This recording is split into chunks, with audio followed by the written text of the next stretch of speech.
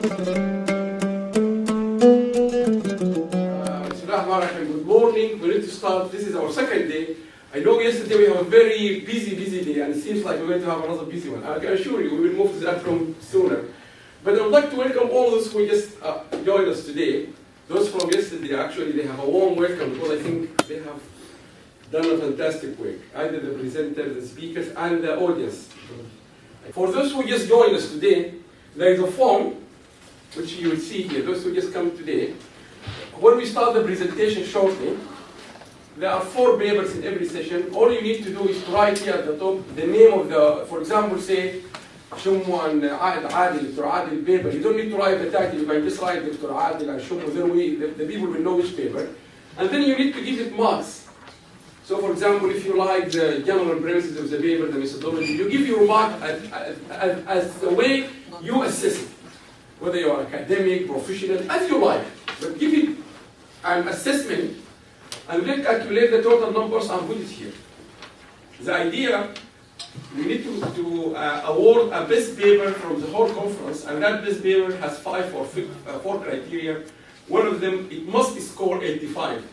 That doesn't mean you have to give it 85. So if you think it's 75, just give it 75. Then we will compete with others. So it has to score 85, and it has to be voted by you, and hopefully we can announce this today. I am not involved at all. I don't even vote. I don't even ask questions. It's very transparent. So at the end of today, in the last session, we will have most of the calculations for the other sessions ready, and it's just we are looking for the best paper out of the whole presentation. There is a desperate need for our effort to help our country, and we need to do something. And it takes high level of responsibility to do that. Yeah? So this is a proposal of how we make use of our gathering, our knowledge, to do something, yeah, practical.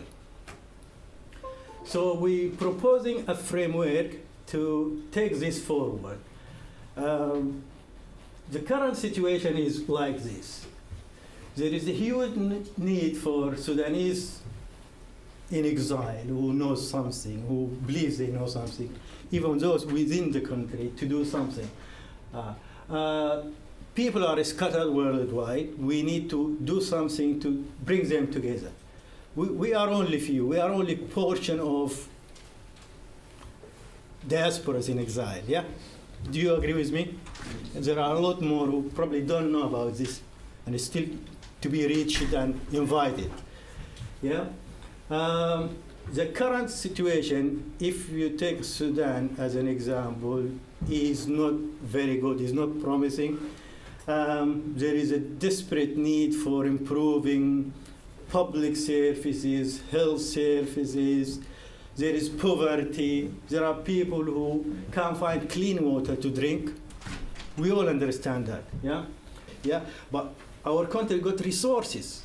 We are not exploiting them. We got vast amount of water and fertile lands. We know that. We are not using it. We are not using it wisely. I'm going to talk today about a model that's set by Muhammad Shummu that we haven't, I mean, when we did it, we didn't have all this beautiful knowledge and graphs and slides, but we had the good intention to do something good to our country. So, I'm going to move with the right one? Just the right one, yes.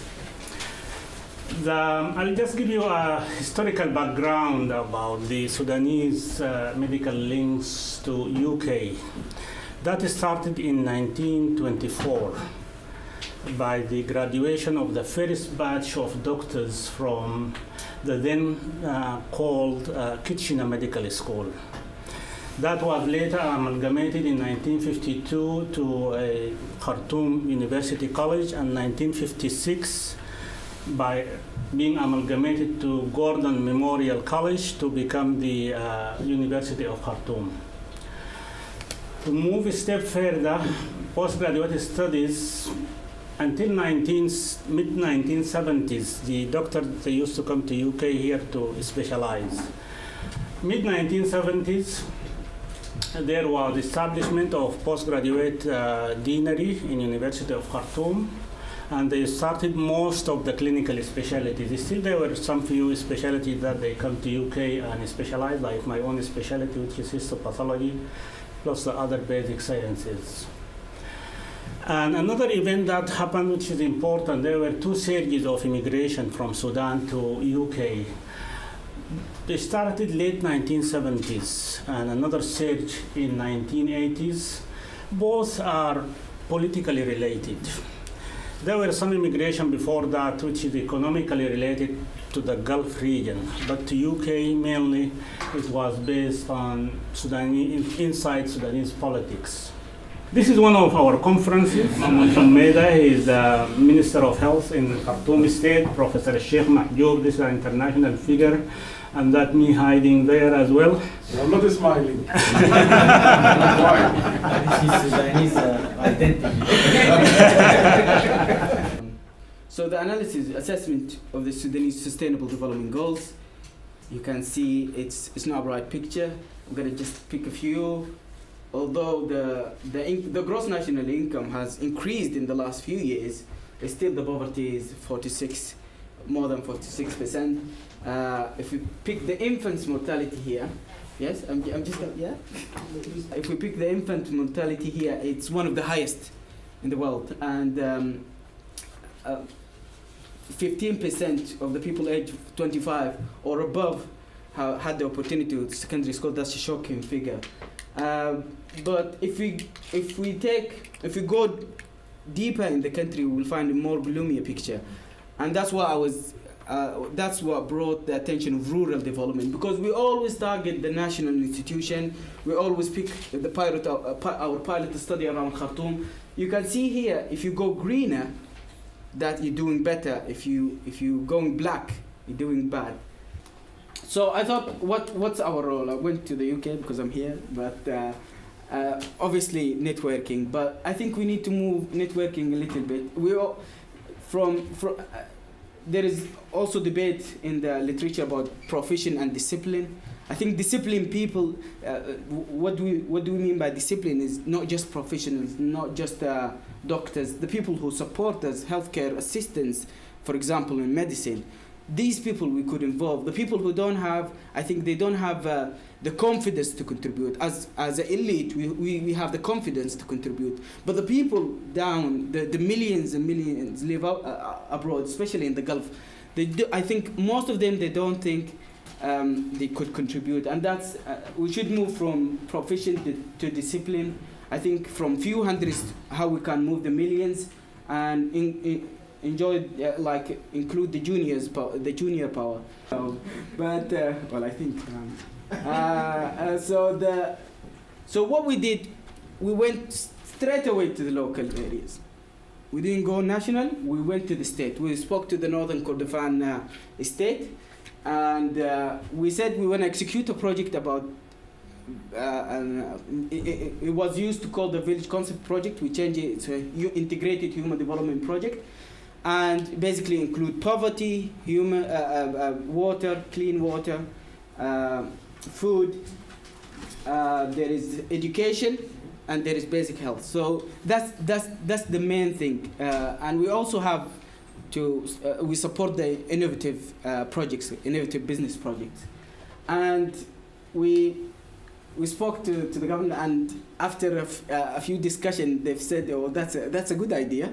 So they've took it over, and they now agreed the Northern Kordofan Comprehensive Program for Rural Development. They name it like that.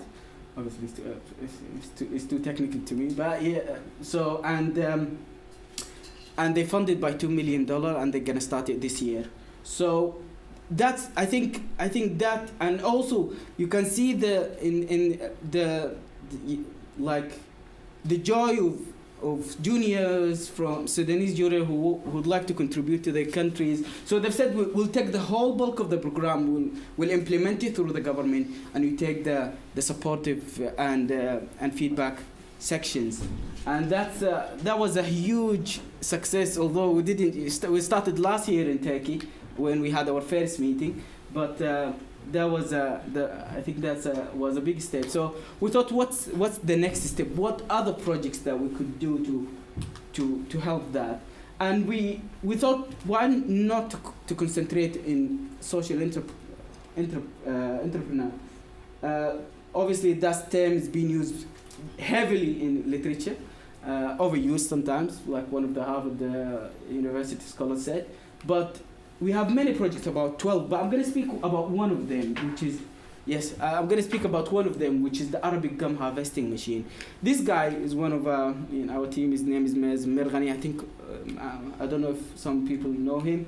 He's a guy graduated from University of Khartoum. That's his graduation project. It's a new harvesting machine to the Arabic gum. It will increase the efficiency of taking, of getting Arabic gum by 3-folds. Sudanese income from Arabic gum is about 300 million. It will go above 1 billion. This student was outstanding student. He was a graduate of Sudan University of Science and Technology. He was refused admission at the University of Nottingham, of Reading, and then he joined the University of Nottingham. And his score was the highest score for all our batches. The highest score at the level of all masters university at Nottingham. He got 2 prizes for the best score for his specialty and all master students at that year. His score was 79. So it shows that we have the talent, we have the elite students for that. What are the current situation of higher education now? This is a quick look. You have over 100 universities and colleges. 67,200 undergraduate in 2011. This is because we don't have any published statistics from the Ministry of Higher Education after that. 25% graduates are first and second class, around 16,880. This is for the whole universities. This results are calculated by us. We collected data from University of Sudan, University of Khartoum, and we found that both universities, because they are the biggest universities in terms of number of students, and the top 2 universities, well, there's no statistics showing otherwise. 25%, they say that 7 to 6% are first class, and 17 to 15% are second upper. So this number shows that we have some kind of potential in that number from the elite graduate. No program for sponsoring them. If you go to any international, any public, national civil society group, nobody is interested to send people there. And the Ministry of Higher Education, they have a list of the main topics of research, but it's all funded internally. Nobody is being sent. Students are advised to get the scholarship, and then maybe the ministry may help them in the living expenses. So that was one of the big obstacles for anyone to pursue. Most graduates now work abroad, creating great loss of human resources. Now, many of the presentations here reflect that remittances are most benefited the communities there, but in our opinion as a center, we believe that the human resources are the most valid than remittances, because they create, countries are built by human resources, not by money. This presentation is about a proposal to study a certain phenomena. The idea came from, I was an event, and then a lady approached me, she knows me, and she said, we have a weight loss WhatsApp group. And we are people who know each other, relatives, friends, and we are overweight. We decided to lose weight. And we created this group. And the group was running on for like 3-4 months. And she asked me if I can join the group to observe the information that they are exchanging with each other. Now, I said yes, and then I told her, just give me time to observe, like 1 month before I decide to join and to observe what you are saying and to give an advice. And then I started to search in the literature. I didn't find any support groups created by the public that didn't include any professionals, and there was published data about it. Most of the Facebook groups or other types of chatting rooms are, especially for people with chronic diseases and health problems, are supervised or created by health professionals. So I decided to do a study. And I designed this proposal to explore a cross-platform mobile messaging application, which is the WhatsApp, and it is used by a self-created weight loss group. And as I said, the usage of the cross-platform mobile messaging applications is popular in exchanging information, including health and weight-related messages. And because I live in Saudi Arabia, most of the members of the group, they live in Saudi Arabia, but some of them are outside. And so they are diasporic, but still they exchange the information and their feelings also in that group. And as been highlighted yesterday, the Sudanese economy is in a state of crisis, and also the industrial sector is not effective, is not delivering.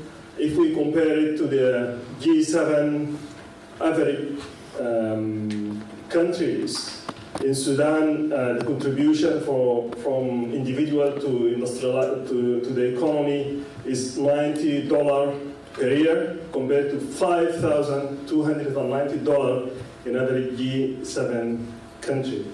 So it's very weak. And if we notice, all the developing countries manage to get out from the poverty through industrialization path, and Sudan will not be an exception. Manufacturing always is adding value to the economy. So in this paper, we will identify and examine what's the enablers to the manufacturing, to the industrialization, and the inhibitors. So for the case of Sudan, we've looked into the Ministry of Industry. What is the performance? What the Ministry of the Industry is doing in terms of the industrial strategy or industrial policy? We've went through it, and actually it was set for the manufacturing sector for 2007-2030. But when you look on it, reference back the key important information you need for industrial strategy, it wasn't very clear, and it wasn't clear how much consultation has been used to develop this strategy. There is no cross-referencing back inside the strategy itself. It has identified sectors, industrial sectors, for 25 years. But when you look inside it sets objectives only for 5 years. And by the way, this information is captured from the Ministry of Industry website.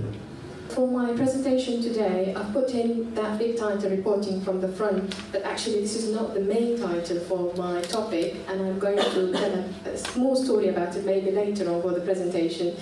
But the main point that I'm going to speak about for today is climate change, conflict and displacement, disaster risk reduction in Sudan. Now, thinking about these, I would say, three main keywords: climate change, the impact of climate change on urban livelihood and natural biodiversity systems have been really observed worldwide. A huge amount of, I would say, huge number of people have been dying each and every day, and these numbers are just increasing. We're speaking about assets, like financial assets and human lives that have been taken, but due to the lack of the management, it's not that we do not have strategies, we do not have policies, but are we actually implementing it in the appropriate way? Putting into that context of climate change, it automatically generates disasters. But when I speak about disasters, there are two elements that we need to understand. The first point are the hazards that are causing the disasters, and the second element is actually the vulnerability to those disasters, because that's what makes the disaster worse. So if we manage to reduce the level of vulnerability, automatically, I would say we reach into better standards of resilience to disasters. So if flooding would cause, I would say, in Sudan, for example, in 2013 only, the amount of people who lost their lives because of flooding was 3 million. So that number could be reduced if we just, yes, yes, absolutely. I'll come into the figures in a second. So these figures could be reduced if we improved the level of resilience. Before coming into the details of that presentation, the first question that comes into our mind is, who are we speaking about? Who are the population that we are targeting, and who are the beneficiaries of this research? It's the displaced community. But what does the word displaced mean? And I'm putting the context into context in red color place because I'm going to focus on to the urban context of displacement, not only the social perspective that's always taken by humanitarian aid agencies. So the word displaced take us into a definition of, sometimes we call them internally displaced populations, so that's IDPs, and sometimes it goes into DPs only, so displaced people. In both contexts, are they refugees, are they internally displaced? The only difference that we have that if they are crossing international borders, they're refugees. If they're within the country, they're internally displaced. But in all cases, they are forced, obliged to leave places of habitual residence, so places they live, they grow in, they have been going to schools, working, so it's in turn an entire life that have been taken away from them, forced to leave these places, whether through armed conflicts, that's why it's conflict, or whether through human and man-made disaster, that's why it's climate change. As we all know, there's a great need for diaspora contribution. The diaspora in some countries is substantial, as in the Gulf countries, where we have a proxy of over 10,000 doctors, the UK and Ireland, and most of you live here and are quite aware of the huge numbers and the numbers that are increasing day by day, and the USA of over 500. These are just proxies of some of the countries where our diaspora is scattered and special focus on medical and health professions. Speaking about diaspora and speaking about migration, making the use and benefit and making use of the brain drain to brain gain. So how can we gain from all these intellects, our professionals, you expatriates back in our home country, Sudan, and the technology transfer, transferring technology and the expertise, the skills, the knowledge that you all hold back to Sudan. Willingness of the diaspora to contribute to the source country, and that's the heart and soul of the project itself. It's without expatriates as yourselves and others and their willingness to contribute and to give back to our country, Sudan, in their respective field, that it's possible. And the potential for facilitating useful links through the individuals themselves, through the institutes they represent, and through their links within the countries that they work in. As we all know, there are great challenges for specialty training in Sudan, and the number one is migration itself. So the migrating health professions, medical doctors, consultants, registrars, and so forth, they do not only provide health services within the hospitals, but we also know that they're the ones themselves that lecture the students that produce the coming generation. So there's numerical shortage of trainers there, and certain gaps in specialities and subspecialities that were rare to start with, and the numbers were few, but now diminished or demolished at all. The need to boost quality and different perspectives, and the need for that sort of exchange of experience and expertise and knowledge that every person brings back home, and the need to scale up the CPD system and practice along with its institutional capacity needs of the Sudan Medical Specialization Board itself in respect to its 33 councils.